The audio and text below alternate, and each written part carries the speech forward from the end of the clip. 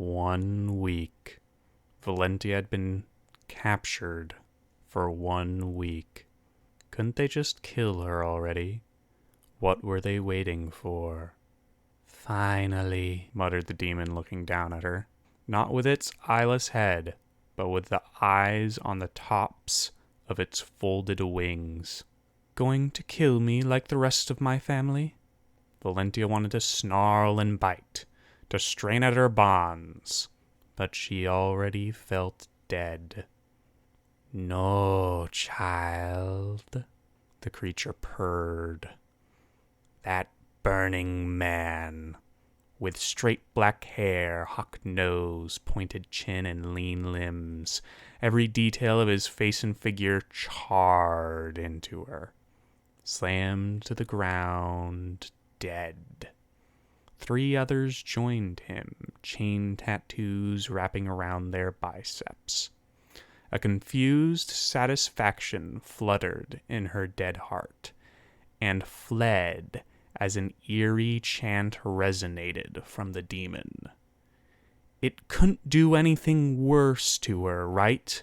But the chant sent shivers down her spine, made her vomit with raw, feral fear. The wrongness of it all.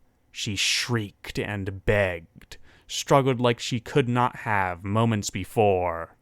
The corpses unwound, like there were woven baskets, peeled like a freshly killed rabbit, their parts separating into a chaotic stew of blood and bone. Please, just kill me. Not this, whatever this is. Please, no! The viscera flowed into her limbs, her body stretched, thickened. Pain like her bones breaking and resetting 100 times a moment spread through her. Shards of twisted bone broke through her growing muscle. Her flesh swelled and boiled, yet still she struggled, thrashing with such force as to tear flesh and break bonds. Yet the torrent of blood forcing its way within lifted her from the ground. Her bones twisted from her heart to without her flesh. Her eyes cried tears of blood in frozen place. Bone carved into them, pushing them out. For a time she was blind to the world, floating in a black sea of pain. Then her eyes opened on her hands. Episode 3, Immortous. A black castle rose above the city. Light of a brilliant setting sun framed the jagged structure in a blinding halo and danced across the sea as night slowly swallowed day. Cold, empty streets and ruined buildings populate the inland walls to the port. Entering through the eastern gate, the players are met with no resistance, no guard. The cobblestone underfoot is bare of strangers. Frightened, Elidas hides amongst the debris and the forgotten crates around the sides of the street. Wrapped in fluttering cloth and chiming steel, a woman danced some foreign amalgamation in the city square. She spins and whirls, the clamor of each step deafening her to approach. It isn't apparent at first, but as they draw near, the players realize how strange the woman was. Her face was childlike and round, splitting into a wide grin as she saw them. Her eyes, crimson red, in pools of black, peer mischievously down at the party. Each step she takes brings her closer than it should have, each motion showing the skewed, impossible perspective of the square. She was a giant, towering over all of them, even Elidas, whose race claims the last blood of the giants. "What brings you to my city, little ones?" she ponders. "Your city? I thought cities ruled by high lords, asks Dogman. So is this one, motions Jonathan, his hands working in sequential signs to show words. High Lord Matthias Pent rules the city. Oh, and I'm Visenia Pent. That makes Matthias my father. Guess it really is my city. The woman giggled before squinting down at Jonathan. Are you Jonathan? We were not expecting you. You must have my humblest apologies, as we do not have rooms prepared for noble guests. But the Stray Fox is a lovely establishment. I'm sure Koth will do your blood justice. Jonathan is polite and cordial, as the large woman sweeps them up, shuffling them to a tavern by the side of the market square. Light of flame washes out in warm, welcoming heat. Inside, people bustle and shout, laugh and drink. The man behind the bar yells out, Megan, I told you before not to do your business here. If you don't do it yourself, I'll have to throw you out. Again. A laugh rolls over the crowd as a pretty woman gets out of a man's lap with a huff and a blush. Unburnt prude, she mutters, as she pushes by the party and curtsies to Visenia. The players approach the bar. An area in the stuffed tavern was clear around a bulky man hunched over his beer. His hairline has receded to the back of his head in fear of his face. Visenia pats his head like a hound she's fond of. Convenient for you to be here, Varder. We have guests that you must keep an eye on. Lord Jonathan and his attendant should be met with respect. We have business with them in the south. Right. Varder grumbled, glaring at Jonathan. Elidus and Melara move to ask the barkeep, Koth, about rooms. Above the tavern is an inn, and private rooms are bought for quite the price.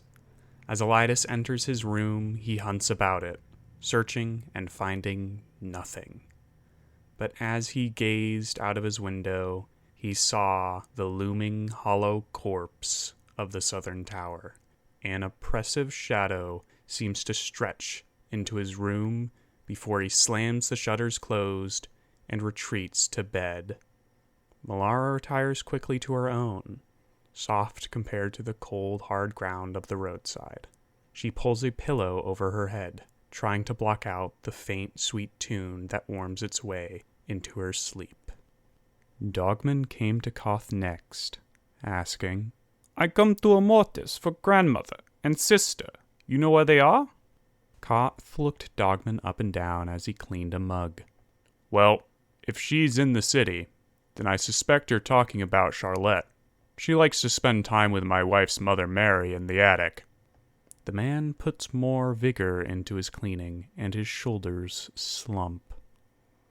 Your sister, though, well, it's best talk to your gran first, if she is your gran. Her name is Charlotte, like my wolf. Dogman gestures to the large canine, and Koth gives him a weird look. What's wrong with my sister? Charlotte's granddaughter disappeared not long ago. Many of the women in the city have disappeared. You'll want to talk to Charlotte. Dogman ascended the stairs to the second floor and found a trap door to the attic. After knocking, he is told to come up. Two women sit in large cushioned chairs. An exotic cat pelt rests on a third open seat as they work needles. One must be Koth's mother-in-law. The other is Dogman's grandmother. Fenrir, it's good to see you, Granny Charlotte says. Mary, this is my grandson, though I didn't think I would see him again. Dogman, at least in your language. Have you been telling people your name is Dogman? Charlotte asks, amused. Of course, it's what Fenrir means. The old woman sighs and smiles. You sound like a fool and an inbred. Keep your actual name, Fenrir. Fenrir shrugs. Grandmother, about sister. Koth say she disappear. The old woman grimaced. Yes, along with Mary's granddaughter, Rachel. Storming child shouldn't have followed me here. Neither should you have. No place for a foreigner with youth and life ahead of him. Though the disappearance may pose a wonderful opportunity for a fine young man like yourself. He is told of Rachel, who disappeared about 5 days ago. Then Victoria, Fenrir's sister, who disappeared 3 days ago. The last to see her, a guardsman on the main road northward. Fenrir receives a parcel of Victoria's clothing for the purpose of tracking her down. The two older women begin to wander, chatting about tea and elixirs. The talk moves to a young woman named Alice, and how Gawain, the man she's courting, is unsuitable and childish. The two women give Fenrir looks he doesn't want to think about, and so he slips away to find lodging. In the morning, Fenrir talks with Koth. Your daughter and my sister are missing. Tell me what you know. You help me and you at same time. Koth grits his teeth in frustration. I don't know much about Victoria, but Rachel, Alexander, the street sweep, had been sweeping the church's steps at the time, and didn't see anyone leave. Nor had anyone been in the church other than Rachel and the other Dr. Joan, and a couple of their patients. According to Joan, Rachel had left up the infirmary stairs, simply to disappear in the church's main halls. Do you have unwashed clothing or personal belongings that could help me track her down? Fenrir asks, gesturing at Samwise. The barkeep nods and moves to the back to get some soiled clothes. While waiting, Fenrir gathers up Elidis, Malara, and Jonathan. My sister has gone missing, along with many other girls. Oh, you want us to help you to hunt them down? Elidis asked. Yes, that is what I ask. Jonathan signs. Of course we'll help. What better use of time while we wait for the High Lord and Lady to make a move? Malara simply nods. I use Samwise to track their last days. Jonathan, you with me. Malara and Elidis look for rumors? Megan should know something. She does work in the kind of business that hears a lot of things, Jonathan proffers. It is a start, says Elidis. Oh, and keep your eyes peeled for Alexander. He sweeps the streets, Fenrir finishes. Koth returns and Fenrir asks, We are looking for information. Where Alexander and Megan? Koth scowls. Alexander works the streets. Only God knows where he is right now. As for Megan... The man struggled for a moment with the directions, but they are clear enough. Fenrir gave Samwise Victoria's scent, and the dog bounds off. It was a bright day, as the ring of flame shines coldly down on the city square. Breath froze in the air as Fenrir and Jonathan trek across the cobblestone. Samwise runs up to a squat man standing outside of the blacksmith's. A dull man hands Varder his axe. Sharpened to your liking, champion, the blacksmith says. Samwise barks at Fenrir, and Varder's leg lashes out, the dog dodging back. Piss off, mutt, Varder growls. The blacksmith scurried off as Fenrir approached. Hello, Varder. I am Dog Fenrir. I'm looking out of my way, seaweed guts. I don't have time for you. But I would like to help with the disappearing witch. I don't like dogs or men. So stop your yapping before I make you. Jonathan shoved his face between the two men, leaning down quite a bit to get to Varder's level. Excuse me, he sighed, smiling, but we are rather new to the city, and I would really appreciate you not talking to my vassal in such a manner. Recognizing Jonathan from last night, Varder grumbled under his breath. Bleeding, prissy little ass noble. Then louder, Fine. What do you want, my lord? I require a tour. Varder grits his teeth, a cruel smile contorting his face. Of course, my lord. Anything else? My dog brought me to you when following my sister's scent. Why? Asked Fenrir. None of your business, mutt. Elidas noticed with some discomfort that Megan worked at a brothel. Luckily, the woman answered the door when he knocked. Looking up at the Eastman, she said, Oh my, how can I help you? We are here to ask about the missing women. She blinks in surprise. Oh, that's wonderful. You know, my friend Angela, she was just getting out of the biz. Whole revelation of faith and whatnot. Can't imagine why. Megan stroked Elidas's chest with a hand, eyes glittering like a wildcat's. She's missing out on some big opportunities. Elidas swallows and looks away. Your friend. Oh yeah. She was praying one morning. She got into the habit about a month ago of going daily. And she just went in and never came out. Originally I thought Sanctus had kidnapped her. But the way he looks at Joan, if those two aren't thumping more than their books, then I'll quit whoring. She shifted closer to Elidas. Speaking of which... Thank you. Goodbye. Elidas bolts. Megan stumbled as he slipped away from her. Huffing, she said, Is he always like that? Melara shrugged. Pretty much. You should have seen him with the Tempters. He almost vomited once. Do you know where Alexander? Teeth, boy. I don't know where every little bleeding heart is in the city. Varder bit back at Fenrir. The three men walked abreast around the blacksmiths, up the north road. A lanky man hunched over a broomstick hurried from the alleyway that led to the graveyard behind the church. Jonathan caught a glimpse of Liber as the squire entered the place of worship. Speak of a demon, and she shall appear, growls Varder. He waves the lanky man over. Alexander, this gutless nobleman wants to speak with you. Alexander shifts from foot to foot. What do you want to talk about? He asks nervously. Varder begins to tap his foot on the ground, each tap emphasized by a clattering steel.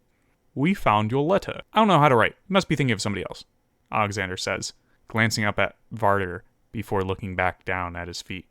Do you know another Alexander in city? Alexander shakes his head, and Varder taps his foot faster. What about the missing girls? Rachel, Victoria. Those names jog any memory? Despite the cold weather, a drop of sweat runs down Alexander's cheek. I don't know anything about those disappearances. I just was working on the stairs. The conversation runs in circles as Alexander avoids answering questions directly, and Varder becomes more and more impatient. While Jonathan asks some more questions, Fenrir gets one of his dogs to run off barking at a rat.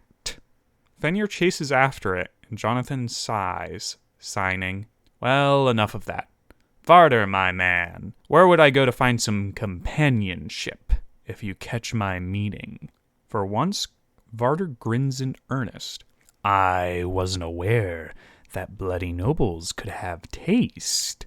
He slammed Jonathan's back, and the taller man bent over, coughing. The slum house has good girls, but the beds are awful. Let me tell you. Fenrir caught the dog and ran back after Alexander as the Tandeman man moved down the street. Fenrir handed Alexander a copy of the letter they had found. The man's eyebrows rose as he looked over the letter. "How did you get this?"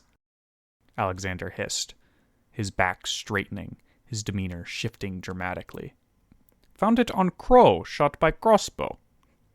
"That explains quite a bit." He glances up the road, spotting Varder much further north. "The questions you ask are dangerous. Why should I trust you, Kraken Man?" "My sister, Victoria, is among the missing. I need to find her." Alexander considers Fenrir for a moment. "Then best don't be asking for her near Varder." "So, Varder's kidnapping girls, like Victoria and Rachel?" "I think he's kidnapping some of them, but most he takes are innocent, if not all. Where the ones that disappear in the church are different. Neither Rachel nor Angela are innocent." "How about we kill Varder? He seems tough, but we inform City Watch? Or Visenya?" Alexander's thrown into a hacking laugh. "Varder leads the guard, and follows Visenya around like one of your dogs follows you. No, this is some blood cult, or witch coven, infecting the city. We need ministry forces. Oh, but don't tell Joan. She's some kind of spy. Best not to tell anyone." Alexander eyes Fenrir dangerously. "Ministry forces? Like your lady censor?" "Above my station to say," Alexander says, glaring. "Thank you very much for the information." Fenrir bows his head politely as he and the man slowly go their own ways. Fenrir proffered the fragment of Rachel's clothing to his dog Samwise.